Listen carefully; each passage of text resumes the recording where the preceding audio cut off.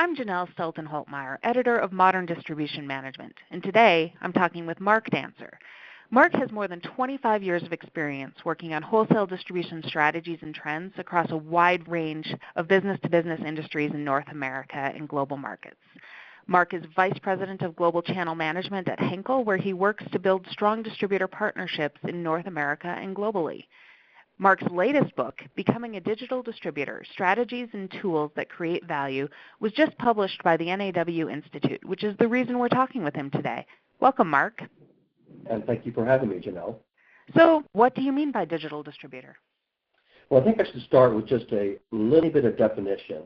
Our book looked into the adoption and use of 6 digital tools by distributors. And those tools were e-commerce, social media, data analytics, mobility, CRM, multi-channel. We also expanded the scope to look a bit into marketing automation and even a little bit about ERP. So with that in mind, I think there's 2 answers to your question. On one hand, we found that a digital distributor is one who's working to understand and integrate all of those tools into the way that it's people across the entire business, from frontline customer serving roles all the way up to top management, to think about how they're using those digital tools to conduct their business. And in this sense, digital tools offer improved connectiveness and productivity. It's about having everybody in the organization have the right information at the right time for the right purpose. And some of the practical benefits are that kind of a left-hand, right-hand thing, where the left hand knows what the right hand is doing. And as another distributor put it, it's about having one version of the truth. Everybody's looking at the same data and use that data to make the best decisions possible. On the other hand, some distributors are thinking much more boldly or maybe further down the road, and they're thinking about how they can make information and data and the use of that information and data as a core competence for the organization. One distributor explained it this way. Traditionally, we thought about ourselves as a warehouse of products, and we use information systems to help us manage that inventory and to help us sell them to our customers. We want to shift that around. This is the story that distributor told us. We want to think about ourselves as a warehouse of information that we can use to better sell our products and improve our profitability. So there's a switch. Some distributors are thinking about themselves as using information and the data that it brings to them to really reinvent their business model and the services that they offer customers. Here's an example. We found a distributor that leverages the data and information from all the products that flow through their business to work with their customers who happen to be dealers with information-based services on 2 levels. One is services that can help the customer manage obsolete inventory. This is a tech space where the products turn over pretty quickly and there's actually some shelf life to them. And then they also use it on the front end of the dealer's business and offer a rewards program for their salespeople. And it's kind of a 1-2 punch. They offer information services that the customer can buy as a service to better manage their back end and their front end. And it's kind of a combined offering, and it's pretty powerful for that distributor. The last comment I would make is that whether distributors are thinking proactively about adopting and using digital tools or not, virtually every distributor said that they expect digital tools to migrate into their business in the same way that they've migrated into their personal lives. And in our view, digital distributors are the ones that are thinking proactively about using digital tools to find competitive advantage. With talking about how we will be migrating to that point, where as an industry is wholesale distribution on this digital spectrum? Great question, and we sought out in the early part of our research to answer that question as specifically as possible. So we asked distributors that we surveyed to rate themselves across a continuum of experience for each of the 6 digital tools. So we asked them to say for e-commerce, social media, and on down the line, whether they were not aware but had only a little bit of understanding, aware and had really pretty much a full knowledge of feature and benefits, whether they were shopping or first-time implementer, or whether they were an experienced user. We have different statistics for each one of the tools. At the top, in terms of most experience, is e-commerce. About 50% or so, just over 50% of distributors said that they were an experienced user with e-commerce tools. The rest of the tools ranged between 20 and 30% of distributors saying they were experienced. And the order really isn't important except for the fact that data analytics and multi-channel tools were at the bottom of the list, meaning that distributors felt that they were least experienced with those tools. That's important. And it's important because those are the two tools that distributors told us are going to be most important for really reaping the value of digital tools. Right? So let's take each of those in turn. Data and analytics.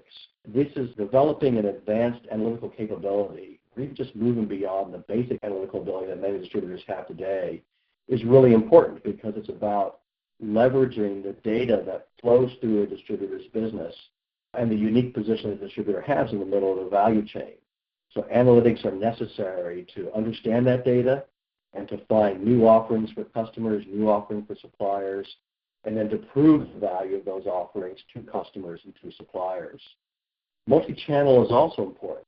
It's really not a tool, but it may be a strategy or philosophy about providing those tools to the individuals and organization and then kind of harnessing the power across all of the people in the organization. That's about coordinating efforts, but it's also about giving management the information it needs to do a better job at forecasting, improving productivity, and ultimately delivering a differentiated customer experience. So what are the forces driving this industry forward in this area, and what's holding it back in those areas such as analytics? I've worked with distributors for about 20 or 25 years now, and I've done many waves of research over that time. And there is sort of the usual list of suspects that drive distributors to think differently about their value and differently about their business model. Things like price maintenance, margin pressures, threat of disintermediation as a channel, new entrants into the market, those sort of things. And we heard all of those things, but we also heard something more. And that was I guess kind of an awakening that these digital tools may actually offer something of value and that they may be more than kind of a one-off tool for occasional use. In our earliest interviews, we found distributors that had a really high degree of optimism about digital tools, and they said that innovation was a big part of harnessing the value of digital tools. So when we started to hear the word innovation, we sought out an expert. And we found Professor Robert Wolcott, who happens to be the executive director of the Kellogg Innovation Network at the Kellogg School of Management. And Professor Wolcott provided us with a tool called an innovation radar. This is, you can think of it as a compass. And there were 12 compass points. And at each of the compass points are the things that a company might do where they might place their bet or set their priorities about driving business model innovation. What was really interesting was when we asked distributors what the expected benefits were for digital tools, they aligned almost exactly with Professor Wolcott's innovation radar. This has two benefits for distributors. One, it does highlight the benefits. The top benefits, and there were four really that stood out relative to others, were things like improving customer experience, executing more disciplined processes, capturing more value, which means protecting margins and prices. And then another benefit, which I think requires a little bit of explanation, means using digital tools to create information as a platform. And this goes back to the comment I made earlier that distributors are trying to think about their business less as a warehouse full of products and more as a warehouse of information and looking for ways to leverage that. The other benefit of thinking about the benefits of digital tools and helping to the industry and individual distributors move forward is that by organizing them in this innovation radar framework, it provides a tool for distributors to use to pick the benefits that are going to be most important for their business. The four I cited earlier are customer experience, improved processes, value capture, and building an information platform. You can think of those as the average benefits expressed by lots of distributors today. And there's two caveats. One is that each individual distributor may define that other benefits are more important for their particular business. And they can also use this tool and thinking behind it to use or to implement a process of business model innovation for actually driving results in their business. I should also mention barriers, what's holding the industry and distributors back. And here again, there were about 12 barriers cited by distributors. We've organized them also in a compass point orientation. But the barriers were pretty common across all distributors, and there were 4. One is the organization. And a lot of this goes to just the knowledge and skills that a distributor's employees have around what these tools are, how to use them, and if they have them, how to drive the results. And I should say that this lack or this concern about knowledge and skills is not just at the employee level, but it's at the management level. And even many distributor executives said they haven't really got their arms around digital tools. They understand what they are. There's a lot of hype. There's a lot of vendors coming to them trying to promote them. But they haven't yet really figured out what their vision is or what their strategy is for adopting digital tools. So it'll be hard to make a lot of progress until that happens. The other 3 barriers for distributors were things like time and resources. Even if the people have the knowledge, organizing them and giving them sufficient time and support resources to acquire and use the tools is a barrier. Culture is a barrier. Distributors are very good at implementing their business model, and if digital tools means that they need to approach their business differently, from salespeople to customer service people to managers to leaders, that will be a barrier. And the final is funding. Digital tools are expensive. Not all, but if you start thinking about acquiring many of them and some of the best platforms or maybe some of the most comprehensive platforms, it can pretty quickly add up to very large capital investments. There's one interesting point to make about this. When we asked about ROI, or earning a return on investment for digital tools relative to funding, what we heard was that funding is the challenge today, and ROI is important, but not as important as funding today. It's not quite as immediate. What that means is that distributors are very forward-looking, that they know that they're at the beginning of the learning about adopting digital tools. And so while they know that an ROI is mandatory, that there has to be return on investment in digital tools, there's a lot of learning ahead of them. They don't exactly know what that return will be today. And so the biggest challenge today is having the funding to make the investments, to start learning and start adopting digital tools, and proactively kind of pushing their organization down that path. In the book, you have a chapter titled Competing with Disruptors. What do you see as some of the greatest disruptors for distributors today, and what do you mean by disruptors? Well, distributors raised this issue very early on when we were talking about digital tools, and they also wanted to tell us about the companies that they competed against that might be able to make better use of digital tools or faster use of digital tools than the distributor can itself. One company that came up a lot that distributors wanted to talk about and wanted to tell us about was Amazon. Also Alibaba, and maybe some other companies, but they view these companies as disruptors. And that was a term that distributors offer. It's also a term that's out there that can be found in discussions in many markets, not just in wholesale distribution. A disruptor at its core is a new entrant to a marketplace, sometimes an existing player, but they want to change the way that business is conducted. That's the whole concept of disruption. Now, distributors didn't really view these disruptors as an existential threat, but they are concerned. They're concerned because they're educating customers, they're taking a bit of sales and a bit of share, and because they aren't quite sure, in fact, many of them are very skeptical, they can actually match what a disruptor is doing on 5 or 6 key dimensions. And here's what the dimensions are. One is search engine optimization, or SEO. This is the ability of a business to put itself out there in a way that when a customer is searching for something new, that they end up on that entity's website. Then they're concerned about the disruptors being able to close the sale. And a lot of this has to do with the fact that website sales are a little bit more aligned with a B2C model than a B2B model. And B2C is not a core competency of many distributors. Another area of concern is the scale and sophistication these disruptors have around data. As they generate lots and lots of sales, they have the opportunity to leverage a lot of advanced data analytics and that will be hard for distributors to match. They're concerned that disruptors may go beyond just capturing the inbound sales of a customer that happens to be searching and actually, for their own purposes, do some demand creation, be able to leverage that data and actually stimulate demand to proactively cause a customer to make a purchase from their business. And they might even offer that as a service in the marketplace to other distributors or to manufacturers. And then finally, I would say that there's some conversation that distributors have around dynamic pricing that these disruptors may be offering.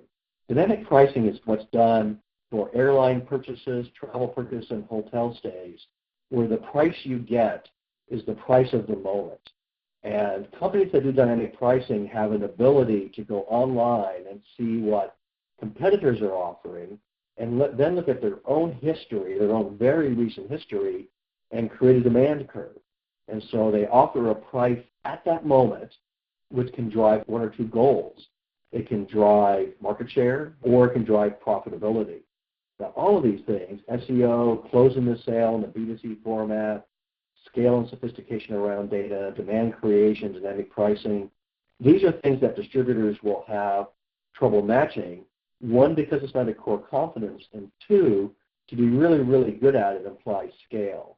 So unless you're a very large distributor who has a lot of the business around transactional sales and can make the investment, it's going to be very, very hard for distributors to match those disruptive strategies as they enter the industry, and they're already there, and they try to grow beyond their initial entry and actually take sales and take share. I guess I would offer one more thing here about the concern about disruptors.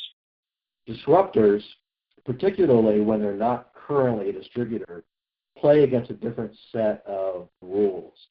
They can come out of more of the high-tech space or the venture space and gain access to cash and funding from venture firms. When they go to Wall Street, they're not held to the same standard. So there's a very large concern that these disruptors may be able to do a lot of experimentation, to trial a lot of different things, not face the pressure for immediate profits that a distributor has because of their ownership model and the rules that have been around that. And so they'll be able to make a lot of mistakes along the way, but learn, gather a lot of data, and eventually become a formidable competitor. You mentioned in the book that these disruptors target different buyers in the organization and that they're looking at individual buyers rather than the organizational buyers that distributors look to. Could you talk about this just a little bit? Yeah, absolutely. I think this is actually where the rubber meets the road for distributors, because if the majority of opinion that we heard from distributors is correct, and that most distributors will not try to compete head-to-head with these large and new and global disruptors, the question is, what will they actually do as individual businesses, and what does that mean for the wholesale distribution industry? And what we found is that distributors tell us, and we know this, that they've been challenged by new channels in the past, right? And as these new channels have emerged, whether it was the online marketplaces of 20 years ago, or maybe the emergence of big box retailers a long time ago, that's several years now ago, or maybe integrated supply, or various distribution industries have different challenges and new channels have emerged. Distributors have always been able to respond to that and actually move forward and survive and offer their customers value and defend their business and become more profitable. It's almost been a strengthening process. Most distributors are pretty positive about their ability to meet this challenge. And what they're doing is they're saying that I need to revisit my core value. What is the thing that I really want to build my business around? Does that need refreshing? Does that need refinement? I need to look at the customers where I can really deliver that value and will recognize that value. I need to look at my suppliers through the same filter. And there can be a little bit of refocusing on the customers that you really want to survive with because they recognize the value you can offer in the long run, and the same thing for suppliers. But then there's kind of some evolving new strategies. And we found 6. And so the ways that the distribution industry and individual distributors think that they'll compete with disruptors are things like one, market knowledge. A disruptor may have a data-driven knowledge of the market, and that can be immensely powerful. What distributors have is a more personal or qualitative or industry insider view of the market, and distributors think they can trade on that. The second is a migration for some distributors. Some distributors are already there. Think of them as not just as selling products, but as selling solutions. Those solutions can be logistical, or they can be technology or product-oriented, but it's a movement away from just fulfilling demand and actually creating demand by offering solutions to customers. Some distributors are thinking about exclusive brands. Those can be brands that distributors offer on their own. They're private label brands. Others are thinking about aligning manufacturers that will give them some degree of exclusivity, or at least an awful lot of brand support around power brands in the marketplace. So there's a brand strategy that distributors may follow. Another strategy for competing with disruptors we called local and immediate. And this is the idea that the inventory that a distributor holds can be just down the street. The people that a distributor employs can be just down the street. So if you need a product, you need it immediately, we can get it to you 24 hours a day. And our people are there too. They can be on site for you 24 hours a day. One distributor even said that what we want our customers to know is that if they have a problem, they can wring our neck. We're down the street and they can hold us accountable. And I would say there's two other strategies. And this first one is really a bit more of looking than trying to figure out what the strategy is, than knowing what it is today. But it's about the distributor's opportunity to define what online B2B means, right? So not B2C, but when you're serving B2B customers and you're serving them online, what does it actually mean? And what it seems to be is it's a mixture of online and at-the-customer resources, a mixture of digital interfaces and personal interfaces. That's one of the strategies. And the last is just a recognition that distributors, when they're faced with disruptors, have to fight. One distributor told us that the rope-a-dope strategy won't work. They can't count on these disruptors to not earn a profit, to be wandering for a long time, not find a successful business, and eventually exit.